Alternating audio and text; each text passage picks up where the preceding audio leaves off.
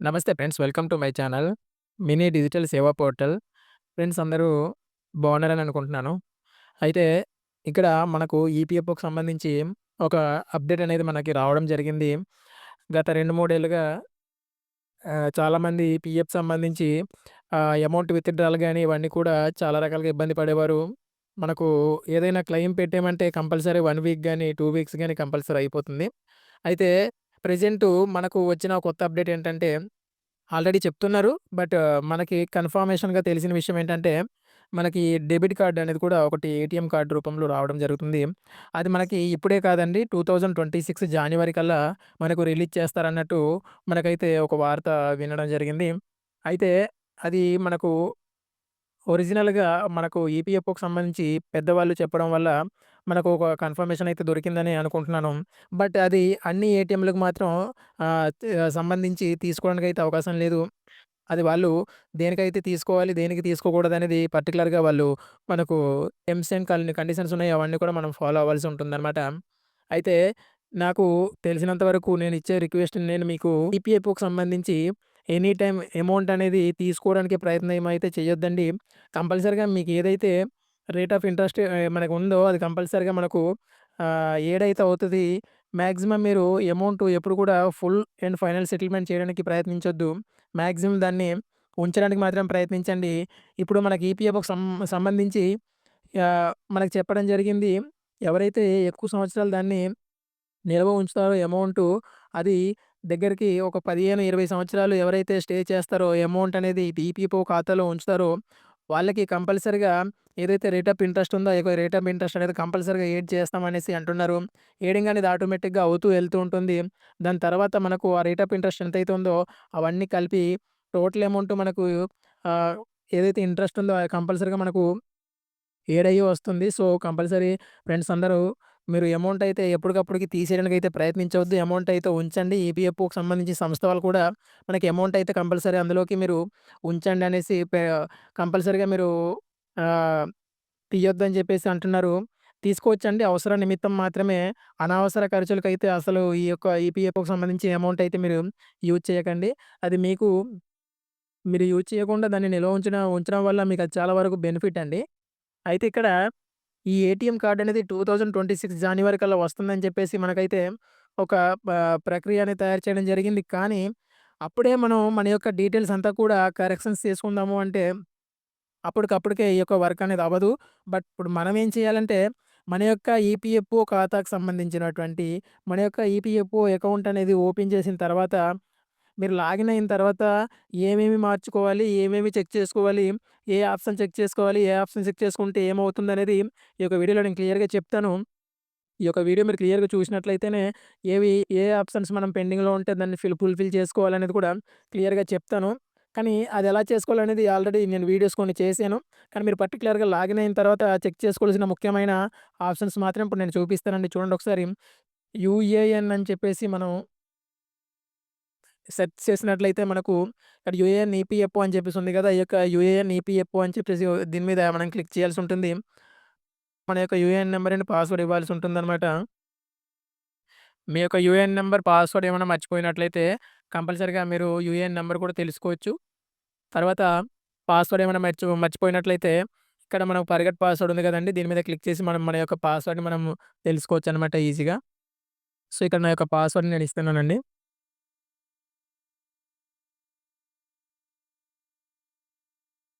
ఇక్కడ మన యొక్క ఈపీఎఫ్ఓ ఖాతాకి ఏదైతే మొబైల్ నంబర్ లింక్ అప్ అయిందో, ఆ యొక్క మొబైల్ నంబర్‌కి ఓటీపీ వస్తుంది. ఆ యొక్క ఓటీపీని ఇక్కడ మనం ఎంటర్ చేసి సబ్మిట్ చేయాల్సి ఉంటుందన్నమాట. ఆప్షన్‌ని సబ్మిట్ మీద మనం క్లిక్ చేసినట్లయితే, ఈ విధంగా మనకు మన యొక్క అకౌంట్ అనేది మనం ఓపెన్ చేసుకున్నట్లయితే, ఇక్కడ ఫస్ట్ మనం చెక్ చేసుకోవాల్సింది ఏంటి? తర్వాత అది మనకు పెండింగ్‌లో ఉంటే దాన్ని ఎలా సరి చేసుకోవాలి?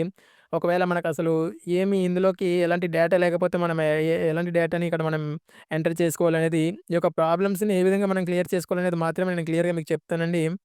ఈ యొక్క ప్రాబ్లమ్స్ ఏ విధంగా అయితే మనం క్లియర్ చేసుకోవాలి, ఏ ఆప్షన్ మనం ఖచ్చితంగా మనం చేసుకొని ఉంచుకోవాలి. ఆ ఆప్షన్ చేయకపోతే మనకు అమౌంట్ విత్‌డ్రాల్ గాని, ట్రాన్స్‌ఫర్ గాని అవుతుందా? ఫైనల్ సెటిల్‌మెంట్‌కి గాని అవుతుందా? లేదా? అనేది నేను ఈ యొక్క వీడియోలో క్లియర్‌గా చెప్తానండి.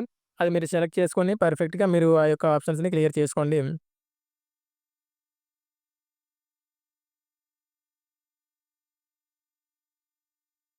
ఇక్కడ మనకు కనబడుతుంది గదండీ!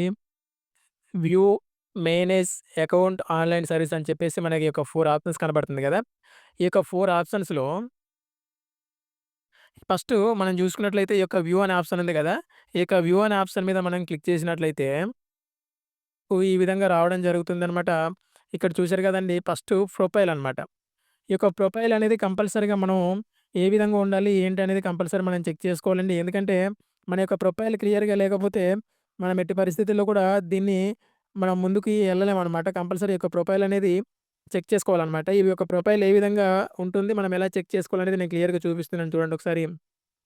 ఇక్కడ మన యొక్క నేము, తర్వాత ఫోను నంబరు, మన యొక్క ఈమెయిల్ ఐడీ, మన యొక్క ఫోటో, తర్వాత ఇక్కడ మన మన యొక్క డీటెయిల్స్ అన్నీ కూడా ఇందులో ఉంటదనమాట. ఈ యొక్క డీటెయిల్స్ అన్నీ కూడా మనం పర్ఫెక్ట్‌గా ఉందా లేదా, మన యొక్క ఫోటోని అప్‌డేట్ చేసామా లేదా అనేది కూడా మనం చెక్ చేసుకోవాల్సి ఉంటుందనమాట.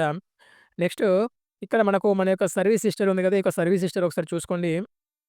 ఇక్కడ మన యొక్క సర్వీస్ హిస్టరీలో చూసుకున్నట్లయితే చూడండి ఇక్కడ మనకి ఆల్మోస్ట్ డేట్ ఆఫ్ జాయినింగ్ అనేది అందరికి ఉంటదండి. మీరేదైతే కంపెనీలో చేసి మానేసారో, ఆ యొక్క కంపెనీ డేట్ ఆఫ్ ఎగ్జిట్ అనేది మనకి ఉండదు సాధారణంగా. ఈ యొక్క డేట్ ఆఫ్ జాయినింగ్ అనేది ఉంటది గానీ, ఈ యొక్క డేట్ ఆఫ్ ఎగ్జిట్ అనేది మనకుండదు. మనము అమౌంట్ ట్రాన్స్‌ఫర్ పెట్టుకోవాలంటే కంపల్సరీ ఈ యొక్క డేట్ ఆఫ్ ఎగ్జిట్ అనేది కంపల్సరీ ఉండాలి మనకు. అదొకసారి చెక్ చేసుకోండి మీరు. నెక్స్ట్ ఇక డీలింక్ అని ఉంది గదా! ఈ యొక్క డీలింక్ అనేది ఎప్పుడు మీకు డిలీట్ అవుతదంటే, ఈ యొక్క మెంబర్ ఐడీకి ఇదేదైతే ఉందో, ఈ యొక్క మెంబర్ ఐడీకి ఎలాంటి ట్రాన్సాక్షన్స్ అనేది జరిగి ఉండకూడదు. 1 మంత్ కూడా కంట్రిబ్యూషన్ జరిగి ఉండకూడదనమాట. ఎలాంటి కంట్రిబ్యూషన్ జరిగినా సరే డీలింక్ అనేది అవ్వదు. ఎలాంటి కంట్రిబ్యూషన్ కూడా జరగకుండా ఉంటదో, జీరో అమౌంట్‌తో మొదటి నుంచి అది ఓపెన్ అయ్యి, ఈ యొక్క మెంబర్ ఐడీ ఓపెన్ అయినప్పటి నుంచి ఇప అది డిలీట్ చేసేంత వరకు ఎలాంటి అమౌంట్ కంట్రిబ్యూషన్ అవ్వకుండా ఉంటదో, అది మాత్రమే మనకు డిలీట్ అవుతుందనమాట. UAN card. ఈ యొక్క యూఏఎన్ కార్డ్ మీద మనం క్లిక్ చేసినట్లయితే, మన యొక్క యూఏఎన్ కార్డ్ అనేది మనం డౌన్‌లోడ్ చేసుకొని, ఈ యొక్క పీడీఎఫ్ గాని లేదనుకుంటే, అదొక కార్డ్ కింద కూడా మనం సెలెక్ట్ చేసుకొని పెట్టుకోవచ్చనమాట.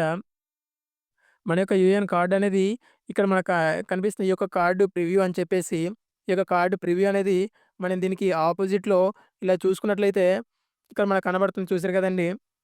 డౌన్‌లోడ్ అని చెప్పేసి, ఈ యొక్క డౌన్‌లోడ్ అనే ఆప్షన్ మీద మనం క్లిక్ చేసినట్లయితే, మన యొక్క యూఏఎన్ నంబర్ అనేది మనకు డౌన్‌లోడ్ అవ్వడం జరుగుతుందనమాట. ఈ విధంగా మన యొక్క యూఏఎన్ కార్డ్ అనేది మనం డౌన్‌లోడ్ చేసుకోవచ్చు.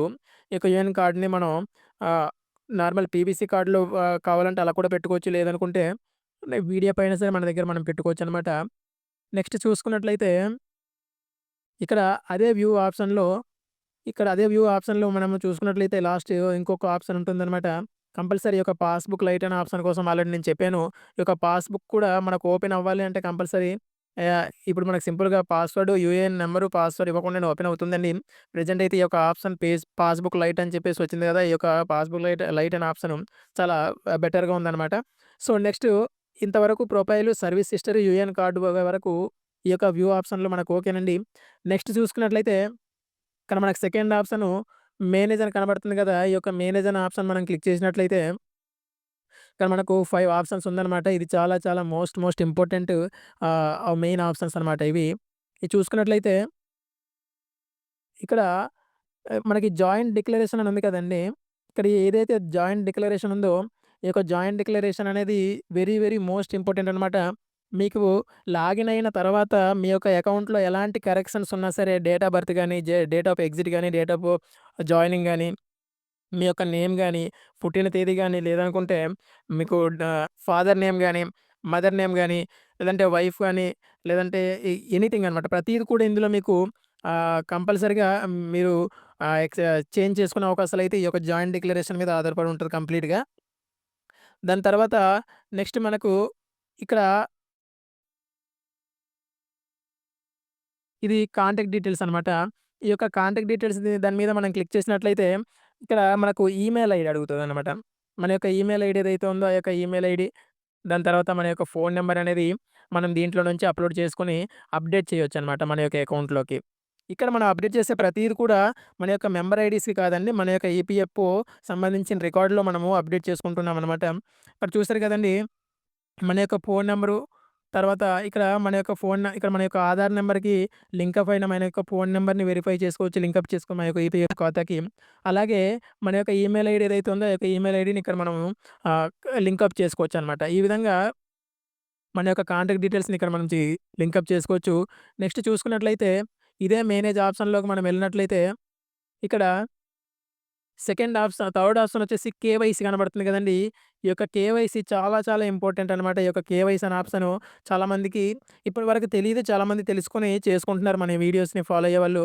ఈ యొక్క కేవైసీ ఆప్షన్ మీద మనం క్లిక్ చేసినట్లయితే ఇది వెరీ వెరీ మోస్ట్ ఇంపార్టెంట్. ఎందుకు కేవైసీ గురించి చెప్తున్నానంటే మన యొక్క బ్యాంక్ గాని, పాన్ కార్డ్ గాని ఇక్కడే మనం లింకప్ చేసుకోవాల్సి ఉంటుందనమాట. ఇది వెరీ వెరీ ఇంపార్టెంట్. ఇక్కడ చూసారు కదండీ! ఈ యొక్క బ్యాంక్ మీద క్లిక్ చేసి మన యొక్క బ్యాంక్‌ని ఈ తర్వాత ఈ యొక్క బ్యాంక్ మీద క్లిక్ చేసి మన యొక్క బ్యాంక్‌ని తర్వాత ఈ యొక్క పాన్ కార్డ్ మీద మనం క్లిక్ చేసి పాన్ కార్డ్‌ని కంపల్సరీ మనం ఇక్కడ అప్‌లోడ్ చేయాల్సి ఉంటుందనమాట. ఇక్కడ చూసారు కదండీ! మన యొక్క బ్యాంక్ గాని, పాన్ కార్డ్ గాని అప్లై చేసిన తర్వాత ఈ విధంగా అప్రూవ్డ్ అని చెప్పేసి మనకు రావాల్సి ఉంటుందనమాట. ఇలాగ ఎప్పుడైతే అప్రూవ్డ్ అని చెప్పేసి వచ్చిందో అప్పుడు మనకు మన యొక్క బ్యాంక్ గాని, పాన్ కార్డ్ గాని మనకన్నీ కూడా అప్‌డేట్‌లో ఉన్నట్టనమాట. ట్రాన్స్‌ఫర్స్ గాని, విత్‌డ్రాల్ గాని ఫుల్ అండ్ ఫైనల్ సెటిల్‌మెంట్ గాని చేసుకోవాలంటే కంపల్సరీ మనకి ఈ యొక్క pan card and bank compulsory మనకు లింక్ ఆఫ్ అయితే అయ్యుండాలి. ఇది లింక్ ఆఫ్ అవ్వకుండా మనం ఎలాంటి ఫైనల్ సెటిల్‌మెంట్ అయితే చేయలేము. కంపల్సరీగా ఈ బ్యాంక్ అనేది లింక్ ఆఫ్ అయ్యి ఉండాలి. బ్యాంక్‌కి ఏదైతే పాన్ కార్డ్ ఉంటదో ఆ పాన్ కార్డ్ ఆధార్‌కి లింక్ ఆఫ్ అయ్యి ఉండాలి. ఆధార్ కార్డ్‌కి మొబైల్ నంబర్ లింక్ ఆఫ్ అయ్యి ఉండాలి. ఇది ఒకదానికొకటి కంపల్సరీ లింక్ ఆఫ్ అయ్యి ఉండాలి. అది బ్యాంక్‌కి లింక్ ఆఫ్ అయ్యి ఉండాలనమాట. ఇవి చూసుకోండి ఒకసారి మీరు. నెక్స్ట్ వచ్చినట్లయితే నెక్స్ట్ ఇక్కడ మళ్ళీ సేమ్ మేనేజ్ అనే ఆప్షన్‌లోకెళ్ళినట్లయితే ఇక్కడ ఈ నామినేషన్ ఉంది కదా! ఈ యొక్క ఈ నామినేషన్ చాలా చాలా ఇంపార్టెంట్ అనమాట. ఈ యొక్క ఈ నామినేషన్ మీద మనం క్లిక్ చేసినట్లయితే ఇక్కడ మనకి ఎవరైతే నామినీగా పెట్టుకుందాం అనుకుంటున్నామో, ఎవరికైతే పెట్టుకుందాం అనుకుంటున్నామో వాళ్ళ యొక్క డీటెయిల్స్ కంపల్సరీ ఇక్కడ ఇవ్వాలనమాట. ఈ విధంగా నామినేషన్ సక్సెస్‌ఫుల్ అని చెప్పేసి మనకు ఎప్పుడైతే కనబడుతుందో, అప్పుడు మన యొక్క నామినీ అనేది మనం సక్సెస్‌ఫుల్‌గా అప్డేట్ చేసినట్టు ఉంటుందనమాట. నామినీని కంపల్సరీగా మీరు అప్డేట్ చేసుకోవాలండి. ఎందుకు అంటే, ఒక వ్యక్తి చనిపోయారండి. ఆ వ్యక్తి 7 సంవత్సరాలు కంప్లీట్‌గా పనిచేశారు. ఆ యొక్క వ్యక్తిది అమౌంట్ అయితే చాలా ఎక్కువ ఉందనమాట. కానీ అతను చేసిన తప్పేంటంటే ఇక్కడ నామినీ అనేది ఇవ్వలేదండి. ఇప్పుడు తనకి ఏ విధంగా అమౌంట్ అనేది ఇప్పించాలి, ఏ విధంగా ఇప్పించామనేది నేను ఇక్కడ చెప్తే టైం అయితే సరిపోదండి. చాలా వరకు వీడియో లెంత్ ఎక్కువైపోతుంది. సో, అది పర్సనల్‌గా చాలా వరకు మేము ఆ ప్రాబ్లమ్‌ని ఫేస్ చేసాం. బట్ చనిపోయినట్లయితే మాత్రం చాలా ఇబ్బంది పడాల్సి ఉంటుంది కాబట్టి ముందుగానే నామినీ అయితే మీరు అప్డేట్ చేసుకోండి. ఈ విధంగా ఈ యొక్క ఆప్షన్‌కొచ్చేసి నెక్స్ట్ ఇక్కడ మనం చూసుకున్నట్లయితే ఇదే మేనేజ్ ఆప్షన్‌లోకి మనం మళ్ళా క్లిక్ చేసినట్లయితే ఇక్కడ నెక్స్ట్ లాస్ట్ ఒక ఆప్షన్ ఉంటుందనమాట. ఈ యొక్క మార్క్ ఎగ్జిట్ అనమాట. ఇది మీకు చాలా మందికి ఎక్కువ మందికి ఉపయోగపడే ఆప్షన్ ఇదే అనమాట. మార్క్ ఎగ్జిట్ అనేది. ఈ యొక్క మార్క్ ఎగ్జిట్ ఎందుకు ఉపయోగపడుతుందో చెప్తాను చూడండి. డేట్ ఆఫ్ ఎగ్జిట్ అనేది మన కంపెనీ వాళ్ళు మనకి ఇవ్వాల్సి ఉంటుందనమాట. మన యొక్క కంపెనీ వాళ్ళు మనకి ఇవ్వనిచో మనం 2 మంత్స్ దాటిన తర్వాత ఏ కంపెనీలో అయినా సరే జాయినింగ్ అయిన తర్వాత రిజైన్ చేసిన 2 మంత్స్ తర్వాతనే మన డేట్ ఆఫ్ ఎగ్జిట్ అనేది మన సొంతంగా కూడా మనం పెట్టుకోవచ్చు. అయితే ఇక్కడ మీకు కనబడుతుంటుంది కదా! సెలెక్ట్ ఎంప్లాయ్‌మెంట్ అని చెప్పేసి దీని మీద మనం క్లిక్ చేసినట్లయితే ఇక్కడ మన యొక్క ఐడీని సెలెక్ట్ చేసుకోమని అడుగుతుంది. ఇక్కడ మన యొక్క ఐడీని ఇచ్చిన తర్వాత మన యొక్క ఆహ్, డే ఏదైతే డేట్ ఆఫ్ ఎగ్జిట్ ఉందో మనం ఎప్పుడైతే మనం పర్ఫెక్ట్‌గా మానేసిన డేట్ ఉందో ఆ యొక్క డేట్‌ని ఇక్కడ మనం ఎంటర్ చేసి సబ్మిట్ చేసుకుంటే మన యొక్క డేట్ ఆఫ్ ఎగ్జిట్‌ని మనమే సరిదిద్దుకోవచ్చనమాట. Without employer, without EPFO office. But మనకు అప్రూవల్ ఇవ్వాల్సింది మాత్రం ఈపీఎఫ్ఓ ఆఫీసే. బట్ ఈ యొక్క డేట్ ఆఫ్ ఎగ్జిట్ అనేది మనమే పెట్టుకోవచ్చనమాట. నో ఇష్యూ ఇది. అయితే నెక్స్ట్ ఇక్కడ థర్డ్ ఆప్షను అకౌంట్ అని కనబడుతుంది కదా! ఈ యొక్క అకౌంట్ అనేది ఎందుకు ఉపయోగపడుతుందంటే, ఈ యొక్క అకౌంట్ మీద మనం క్లిక్ చేసినట్లయితే ఇక్కడ మనకి చేంజ్ పాస్వర్డ్ అని ఉంటది. ఈ యొక్క చేంజ్ పాస్వర్డ్ అనేది ఎప్పుడు ఉపయోగపడుతుందంటే, మన యొక్క పాస్వర్డ్‌ని 3 మంత్స్‌కి అంటే 90 డేస్‌కి మాక్సిమం మనం చేంజ్ చేసుకోవాల్సి ఉంటుందనమాట. ఒకే పాస్వర్డ్‌ని మనం మెయింటెనెన్స్ చేస్తుంటే కొన్ని కొన్ని ఫ్రాడ్స్ జరుగుతుంది కదా! కంపల్సరీగా 90 డేస్‌కి అంటే 3 మంత్స్ గాని, 3 ½ మంత్స్ గాని, 2 మంత్స్ గాని కంపల్సరీగా మీ యొక్క పాస్వర్డ్‌ని చేంజ్ చేసుకుంటూ ఉండండి. అప్పుడు చేంజ్ చేసినట్లయితే మీకు ఎలా చేసుకోవాలంటే ఇక్కడొక మనం ఏదైతే ఆల్రెడీ పాత పాస్వర్డ్, ఓల్డ్ పాస్వర్డ్ వాడుతున్నామో, ఆ యొక్క ఓల్డ్ పాస్వర్డ్‌ని ఫస్ట్ దాంట్లో ఇవ్వాలి. తర్వాత కొత్తగా మీరు ఏదైతే పెట్టుకుంటారో, ఆ యొక్క కొత్తగా పెట్టుకున్న పాస్వర్డ్‌ని సెకండ్ బాక్స్‌లో ఇవ్వాలి. ఈ సెకండ్ బాక్స్‌లో ఏదైతే ఇచ్చారో సేమ్ కన్ఫర్మ్ న్యూ పాస్వర్డ్ దగ్గర కూడా అదే ఇవ్వాలనమాట యాజ్ ఇట్ ఈస్‌గా. ఈ 2 దగ్గర మాత్రం కంపల్సరీగా ఒకే పాస్వర్డ్‌ని ఇవ్వాలి. ఇక్కడ మాత్రం ఓల్డ్ పాస్వర్డ్ మాత్రమే ఇవ్వాలనమాట. సో, ఇవి ఇచ్చిన తర్వాత మనం సబ్మిట్ చేసుకున్నట్లయితే ఆధార్ ఓటీపీ పంపించి ఓటీపీ ఎంటర్ చేసి మనం సబ్మిట్ చేసుకున్నట్లయితే మన యొక్క పాస్వర్డ్ మనం చేంజ్ చేసుకోవడానికి ఈ యొక్క అకౌంట్ అనే ఆప్షన్ అనేది మనకు ఉపయోగపడుతుందనమాట. నెక్స్ట్ ఇక్కడ ఏదైతే ఆన్‌లైన్ సర్వీస్ ఉందో, ఈ యొక్క ఆన్‌లైన్ సర్వీస్ గురించయితే చాలా మందికి తెలీదు. కొందరికైతే మన వీడియోలు బాగా ఫాలో అయ్యే వాళ్ళకి అందరికి బాగా తెలుస్తుంటది. ఈ యొక్క ఆన్‌లైన్ సర్వీస్ దేనికనేది. ఈ యొక్క ఆన్‌లైన్ సర్వీస్ దేనికి ఉపయోగపడుతుందో నేను చెప్తానండి. ఈ యొక్క ఆన్‌లైన్ సర్వీస్ మీద మనం క్లిక్ చేసినట్లయితే ఇక్కడ మనకు క్లెయిమ్ ఫార్మ్ 31 అని చెప్పేసి కనబడుతుంది గదా! ఇక్కడ క్లెయిమ్ ఫార్మ్ 31 అండ్ 19 అని చెప్పేసి కనబడుతుంది చూస్తున్నారు గదండీ! ఈ ఆప్షన్ అనేది మనకు చాలా చాలా మోస్ట్ ఇంపార్టెంట్ అనమాట. మనం ఏదైతే ఇక్కడ మనం ఏదైతే పెట్టుకుంటామో ఫార్మ్ 31 అనేది మన యొక్క అడ్వాన్స్ అమౌంట్ అనమాట. అయితే మనం కంపెనీకి పని చేస్తున్నప్పుడు ఇక్కడ మనం ఏదైతే కంపెనీకి పని చేస్తున్నామో, ఆ యొక్క కంపెనీకి పని చేస్తున్నప్పుడు కంపల్సరీగా మనం ఈ యొక్క ఫార్మ్ 31 అనేది మనం పెట్టుకోవచ్చనమాట. ఈ యొక్క ఫార్మ్ 31 అంటే మనం అడ్వాన్స్ అమౌంట్ అనమాట. ఈ యొక్క అడ్వాన్స్ అమౌంట్ అనేది మనం కంపెనీలో పని చేస్తున్నా సరే మనం పెట్టుకోవచ్చు. No issue. మనకు అప్రూవల్ అనేది వస్తుందనమాట. అదే ఇక్కడ ఏదైతే ఉందో ఫార్మ్ 19 అనేది ఇక ఫార్మ్ 19 అండ్ 10సి అనేది కంపల్సరీగా మనం కంపెనీకి రిజైన్ పెట్టి 2 మంత్స్ తర్వాత డేట్ ఆఫ్ ఎగ్జిట్ ఏసిన తర్వాత మాత్రమే మన యొక్క ఫుల్ అండ్ ఫైనల్ సెటిల్మెంట్ చేసుకుంటానంటేనే ఈ యొక్క ఫార్మ్ 19 అండ్ 10సి పెట్టుకునే అవకాశాలు ఉంటుందనమాట. నెక్స్ట్ ఫార్మ్ 10డి అనేది మనకు పెన్షన్ ఏదైతే ఉందో ఆ యొక్క పెన్షన్‌కి సంబంధించిందనమాట. మనం ఎప్పుడైతే వర్క్ చేయలేమని అనుకుంటున్నామో అబోవ్ 50 ఇయర్స్ దాటిన తర్వాత పెన్షన్‌కి ఎప్పుడైతే మనం అప్లై చేసుకుంటామో, పెన్షన్‌కి అప్లై చేసుకునేటప్పుడు ఈ యొక్క ఫార్మ్ 10 అనేది మనకు అవసరం ఉంటుందనమాట. తర్వాత దాని కింద మనకు ఏదైతే సెకండ్ ఆప్షన్ కనబడుతుంది కదండీ! 1 member and 1 EPF account transfer request అని చెప్పేసి, ఈ సెకండ్ ఆప్షన్ ఎందుకంటే మనకి ఏదైతే ఓల్డ్ కంపెనీస్‌లో మనం వర్క్ చేసుంటాం గదండీ! ఆ యొక్క ఓల్డ్ కంపెనీస్‌లో వర్క్ చేసి ఉన్నప్పుడు ఆ యొక్క మెంబర్ ఐడీస్‌లో మన యొక్క అమౌంట్ అనేది ఆల్రెడీ కంట్రిబ్యూషన్ అవ్వడం జరిగి ఉంటది గదా! ఆ యొక్క కంట్రిబ్యూషన్ అయిన ఓల్డ్ కంపెనీస్‌కున్న అమౌంట్ అంతా కూడా ప్రెజెంట్ మనం వర్క్ చేస్తున్న కంపెనీకి ట్రాన్స్‌ఫర్ పెట్టుకోవడం కోసమని ఈ యొక్క సెకండ్ ఆప్షన్ అనేది మనకు యూజ్ అవుతుందనమాట. అయితే నెక్స్ట్ థర్డ్ ఆప్షన్ ఉంది గదండీ! ఈ యొక్క థర్డ్ ఆప్షన్ దేనికి ఉపయోగపడుతుందంటే మన యొక్క ఏదైతే ఆన్‌లైన్‌లో మనం క్లెయిమ్ పెట్టుకున్నామో, ఆ యొక్క ఆన్‌లైన్‌లో పెట్టుకున్న క్లెయిమ్స్ అన్నీ కూడా ఈ యొక్క third option track claim status అని చెప్పేసి కనబడుతుంది కదా! ఈ యొక్క మన యొక్క పెట్టుకున్న క్లెయిమ్స్ అన్ని కూడా స్టేటస్‌ని మనం ట్రాక్ చేసుకోవడానికి ఈ యొక్క third option track claim status అని చెప్పేసి కనబడుతుంది కదా! ఇది మనకు ఉపయోగపడుతుందనమాట. సో, ఇదండి. నేనిప్పుడు ఏదైతే చెప్పానో ఈ ఆప్షన్స్ అన్నీ కూడా మీరు కంపల్సరీ అప్డేట్ అయితే చేసుకొనుండాలి. ఇందులో ఏ ఒక్కటి అప్డేట్ చేసుకోకపోయినా కంపల్సరీ మీకు ఫైనల్‌గా ఏదో ఒక రీజన్‌తో మీ యొక్క క్లెయిమ్స్ అనేది రిజెక్ట్ అవ్వడం జరుగుతుంది. సో, ఫ్రెండ్స్ ఇది మీకు వీడియో అయితే కంపల్సరీ ఇంపార్టెంట్ అని అనుకుంటున్నాను. ఈ యొక్క వీడియో మీకు నిజంగా ఇంపార్టెంట్ అయ్యి ఇన్ఫర్మేటివ్ అనిపిస్తున్నారని కంపల్సరీ మీరు సబ్స్క్రైబ్ చేసుకుంటారని అనుకుంటున్నాను.